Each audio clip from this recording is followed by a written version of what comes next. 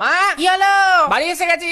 আজকে তো রাখি পূর্ণিমা, তুই তো কোনো বাড়ি দিন পড়তে যাস না, এবার কি হলো? আরে মনে থাকলে যেতাম নাকি? আরে তুমিও তো একবার মনে করতে পারতে। হ্যাঁ, সকাল সকাল কোনো কাজ নেই তো এসব কিছু করে বেড়াই। আরে আজকে একটা ছেলে পড়তে যায়নি, যে কটা মেয়ে এসেছিল আমাকে রাখি পড়ানোর জন্য এমন করছিল যেমনটা বন্ধন ব্যাংকের কাকুর জন্য পাড়ার কাকি মারা করে। কেউ আসেনি যখন চলে এলি না কেন? তুমি কি ভাবছো আমি ট্রাই মারিনি? আমি তো ওপর থেকে নিচে অব্দি জোর লাগিয়ে দিয়েছিলাম পালিয়ে আসার জন্য।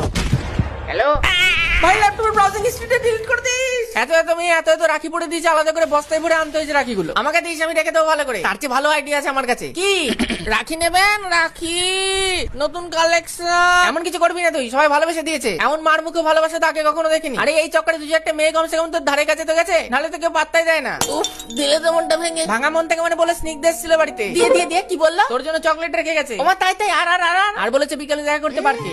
রাখি পড়াবে তোকে। আরে বৃষ্টিতে ভিজে লেগে গেলি কেন? এই মন মানে না। আরে খেতা যত সব।